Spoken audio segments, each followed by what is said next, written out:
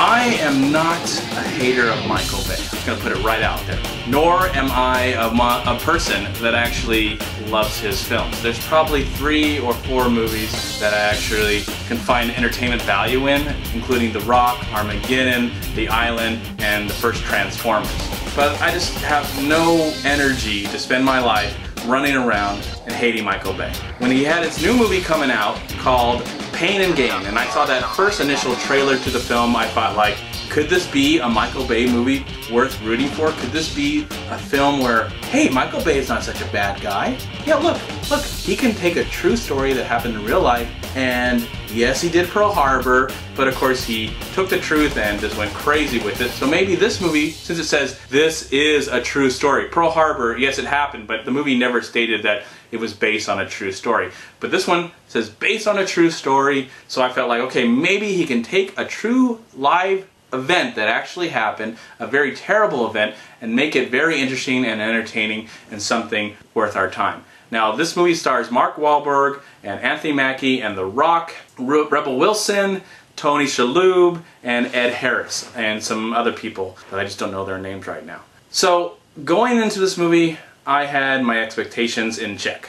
I didn't expect anything, but I felt like, okay, maybe we're going to get something really, really good. And I have to say, in the first half an hour, I was quite intrigued. But what really killed me is that everybody seems like they were getting a voiceover. And it just felt so all over the place and so mismanaged that I felt like, okay, well, I'm trying to connect to this one character, and then all of a sudden you give me this character, and then all of a sudden I'm getting this character's voiceover, and then all of a sudden this, to the point where I felt like the dog was suddenly going to get a voiceover. That's how it felt like. It was like, might as well just give everybody, because you're even giving characters voiceovers that we meet for just a few minutes at a time, and we don't really get to know them. Maybe they were a crucial part in the story, but we never really feel like they are a part of this story. And that's one of my first major complaints. My other complaint about this movie is that it fills itself with a lot of humor that really doesn't work at all. And because of this is a true story and a lot of terrible, horrible things happen in this film, that when the humor comes, it feels like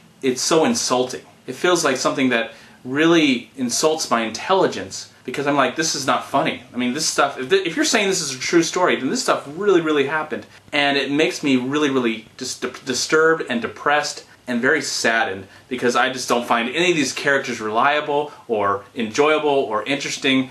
There's no real reason. I mean, it's weird, because I do like despicable characters. You'll see despicable characters in a lot of famous movies. Scarface is a perfect example, where you meet a horrible person for 3 hours, but for some reason you really dig that character. And I think because that movie works is that they give him a human level, a human side to him, where you even see him make choices where he doesn't really want to kill some people because a family might be involved. In this movie, none of the characters, whether they're real or not, just give me a reason to care about them. There's nothing going on that makes me feel like this is important, this is something that I should be concerned about. I felt like this movie should have been done in a documentary way, because it felt like, let's meet the real characters, let's find the real situations, because this is just a overblown biopic of this situation through the eyes of a madman, Michael Bay. Again, I don't hate the guy, I just don't have any time wasted on him. Once I'm done talking about this, I'm just going to move on with my life and look forward to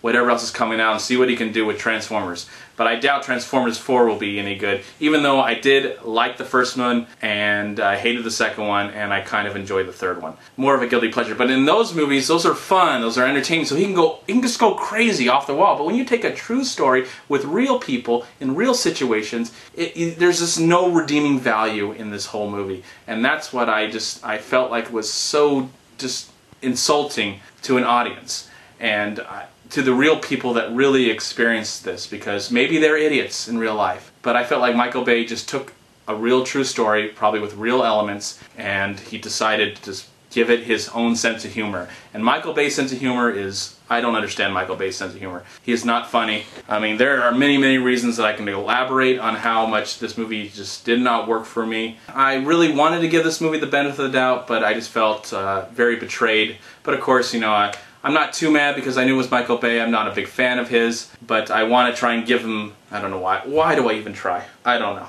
But in the end, this is just my opinion. You might enjoy the movie. The audience seemed to laugh and enjoy it. I just did not. I did not care about anything that was happening on screen. And for me, this movie just didn't work. So in the end, I'm going to give Pain and Gain 1 star. This is one of the worst movies of the year. And I'm MovieManCHAD. Please like, comment, subscribe to my channel. I'm also on Twitter and I'm on Facebook. And please go to WeLiveFilm.com. Oh, I think I'm inspired now. No, not even this movie. I'm not inspired. I think what this movie just shows me is what not to do when you have ambitions. Just don't do what I'm doing. I mean, you don't have to do what I'm doing. Maybe you don't find it entertaining. Alright, go to WeLiveFilm.com and subscribe right here on YouTube to WeLiveFilm, and also go to WhoYouTube.com. I do need to work out though. Yeah, look at this. Oh, I'm feeling something, but it's not making me want to kill people, or murder people, or rob people. No, I feel like I want to get a job. I want to find a woman. I want to have children. Yeah. Okay, I'm done.